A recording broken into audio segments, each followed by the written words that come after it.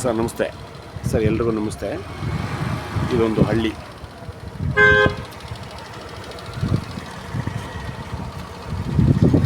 ಈಗ ನಾವು ಹೊರಗಡೆಯಿಂದ ಬರಬೇಕಾದ್ರೆ ಇದೇ ಒಂದು ಊರ ಒಳಗಡೆಯಿಂದ ಬರಬೇಕು. ಈಗ ನಾನು ಹೇಳ್ತಕ್ಕಂಥ ಆಸ್ತಿಯ ರಸ್ತೆ ಇದು ಡಾಕ್ಯುಮೆಂಟ್ ರಸ್ತೆ. ಇದೇ ರಸ್ತೆನಲ್ಲಿ ಹೋಗಬೇಕು. ಹಳ್ಳಿಗೆ ಭಾಳ ಹತ್ತಿರ ಇದೆ ಆಸ್ತಿ.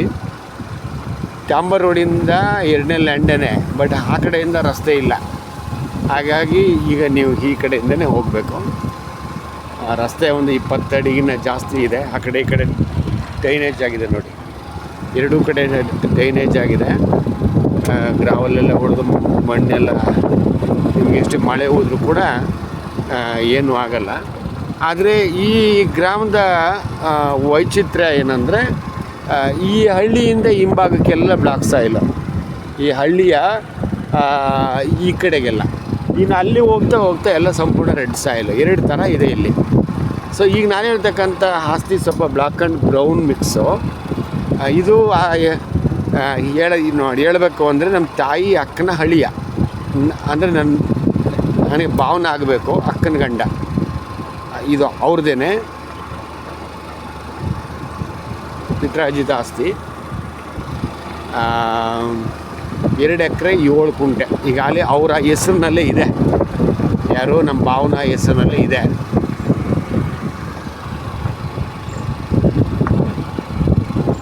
ಇವರು 4 ಜನ ಅಣ್ಣ ತಮ್ಮದಿರು. ಇವರು ಅದರಲ್ಲಿ ಇವರೇ ಹಿರಿಯವರು. ಅಂದರೆ ಈ ಭಾಗ ಏನು ನೋಡ್ತಾ ಇದ್ದೀರಲ್ಲ, ಪಂಪ್ ಸೆಟ್ಗಳೇ ಜಾಸ್ತಿ, ಎಲ್ಲ ಪಂಪ್ ಸೆಟ್ಗಳೇ. ಈ ಹಳ್ಳಿಗೆ ಒಂದು ಕಣ್ಣಂಗೆ ಒಂದು ಗೌರ್ಮೆಂಟ್ ಲೇಕ್ ಇದೆ. ಲೇಕ್ 180 ಎಕರೆ ಲೇಕ್ ಅದು. ಸೊ ಅಲ್ಲಿಗೆ ಕಬಿನಿ ರಿವರಿಂದ ನೀರನ್ನ ಹರಿಸೋಂಥ ಯೋಜನೆ ಆದಮೇಲೆ ಅಂತರ್ಜಲ ಆದಷ್ಟು ಭಾಳಷ್ಟು ಇಂಪ್ರೂವ್ಮೆಂಟ್ ಇದೆ ನೋಡಿ. ಕೋಕೋನಟ್ಸು, ಜೋಳ, ಮತ್ತು ಕೆಲವೊಬ್ಬರು ಈ ಭಾಗದಲ್ಲಿ ಅರಿಶಿನ ಹಾಕ್ತಾರೆ, ಬಾಳೆ ಹಾಕಿದ್ದಾರೆ. ಈಗ ಅಲ್ಲಿ ಬಾಳೆ ಅಂತ ಹಾಕಿದ್ದಾರೆ, ಬಾಳೆ ಹಾಕ್ತಾರೆ ವಿಶೇಷವಾಗಿ. ಈಗ ಇವರು ನಮ್ಮ ಬಾವನ ಜಮೀನಿಗೂ ಕೂಡ ಬಾಳೆ ಹಾಕಿದ್ದಾರೆ, ಬಟ್ ಅವರು ವರ್ಷಕ್ಕಿಷ್ಟು ಅಂತ. ಇದೊಂದು ನೀರರಿಯೋ ಹಳ್ಳ. ಇದು ಹೀಗೆ ಹೋದರೆ ಈ ಗ್ರಾಮದ ರೈತರ ಆಸ್ತಿಗಳಿಗೆ ಹೋಗುತ್ತೆ ನೋಡಿ. ಅದು ಒಬ್ಬರದು.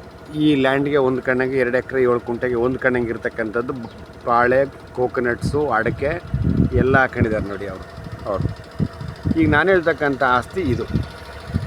ಈಗ ಬಾಳೆ ಹಾಕಿದಾರಲ್ಲ, ಇದು ಅಂದರೆ ಇದೇ ಊರನ್ನ ಇನ್ನೊಬ್ಬ ರೈತರಿಗೆ, ಅಂದರೆ ಇವ್ರು ಬೇಕಾದಂಥವ್ರಿಗೆ ವರ್ಷಕ್ಕಿಷ್ಟು ಅಂತ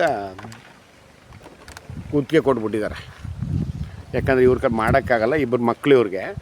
ಇವ್ರ ಮಕ್ಕಳು ಹೊರಗಡೆ ಇರೋದ್ರಿಂದ ಇವ್ರ ಕೈಲಿ ಮಾಡೋಕ್ಕಾಗಲ್ಲ ಅಂಥೇಳಿ ಗುತ್ತಿಗೆ ಕೊಟ್ಬಿಟ್ಟಿದ್ದಾರೆ. ಇಲ್ಲಿಂದ ಅಲ್ಲಿ ತನಕ ನೋಡಿ, ಬಾಳೆ ಏನಿದೆಯೋ ಇಷ್ಟು ಹಿಂಗೆ ಉತ್ತರ ದಕ್ಷಿಣಾಭಿಮುಖವಾಗಿ ನೋಡಿ ಉದ್ದ ಇದೆ. ನಾನು ಒಳಗಡೆ ಹೋಗೋಕ್ಕಾಗಲ್ಲ.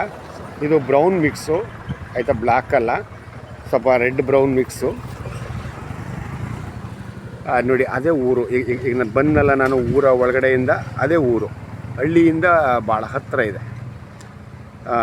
ಸೊ ಈ ಆಸ್ತಿಯಿಂದ ಎಡಭಾಗಕ್ಕೆ 2ನೇ ಲ್ಯಾಂಡೇ ಚಾಂಬರ್ ರಸ್ತೆ. ಸೊ ಚಾಮರಾಜನಗರ ನಂಜನಗೂಡು ಹೈವೇ ಇದೆಯಲ್ಲ, ಹೈವೇಯಿಂದ ಒಂದು 5 ಕಿಲೋಮೀಟ್ರ್ 6 ಕಿಲೋಮೀಟ್ರ್ ಏನೋ ಆಗುತ್ತೆ ಈ ಹಳ್ಳಿ. ಅದು ಬಿಟ್ಟರೆ ಚಂತೆಮರಳ್ಳಿ ಹೋಬಳಿ ಹೆಡ್ ಕ್ವಾರ್ಟರ್ ಇದೆಯಲ್ಲ, ಅಲ್ಲಿಂದ ಒಂದು 12 ಕಿಲೋಮೀಟ್ರ್ ಆಗುತ್ತೆ ಚಂತೆಮರಳ್ಳಿ ಹೋಬಳಿ ಹೆಡ್ ಕ್ವಾರ್ಟ್ರಿಂದ. ಸೊ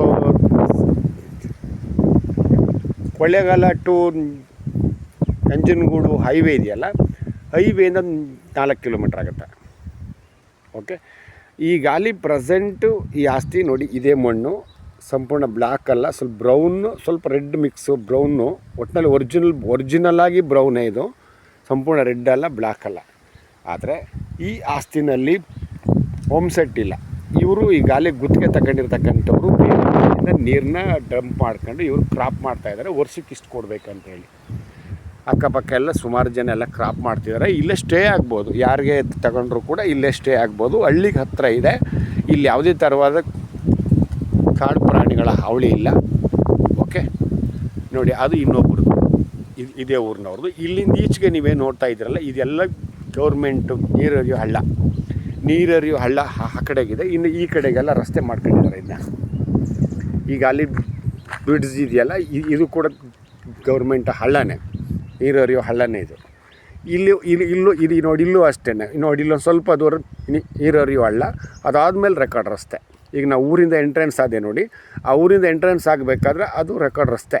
ಅದಾದಮೇಲೆ ಸ್ವಲ್ಪ ಕ್ರಾಸ್ ಆದ್ಮೇಲೆ ಅಲ್ಲಿಂದ ಈಚೆಗೆ ಮತ್ತೆ ನೀರರಿಯೋ ಹಳ್ಳನ ಸ್ವಲ್ಪ ಹಳ್ಳ ಬಿಟ್ಟಿದ್ದಾರೆ. ಇನ್ನು ಸ್ವಲ್ಪನ ಇದೇ ಗ್ರಾಮದ ರೈತರು ರಸ್ತೆ ರೂಪವಾಗಿ ಕನ್ವರ್ಟ್ ಮಾಡ್ಕೊಂಡಿದ್ದಾರೆ. ಹಾಗಾಗಿ ಯಾರ್ದು ಏನು ಅಬ್ಜೆಕ್ಷನ್ ಇಲ್ಲ. ಆಸ್ತಿ ಚೆನ್ನಾಗಿದೆ, ಹಳ್ಳಿಗೆ ಹತ್ತಿರ ಇದೆ, ಒಂದು ಆಸ್ತಿ ಸಮತಟ್ಟವಾಗಿದೆ. 100% ನೀವೇನು ಒಳಗಡೆ ಕ್ಲೀನ್ ಮಾಡೋಂಗಿಲ್ಲ. ಅದ್ಬಸ್ ಮಾಡಿಸ್ಕೊಡ್ತಾರೆ, ಕಲ್ಕಂಬ ಹಾಕೊಂಡು ಮನೆ ಮಾಡ್ಕೊಂಡು ಇಲ್ಲೇ ಇರ್ಬೋದು. Okay, thank you.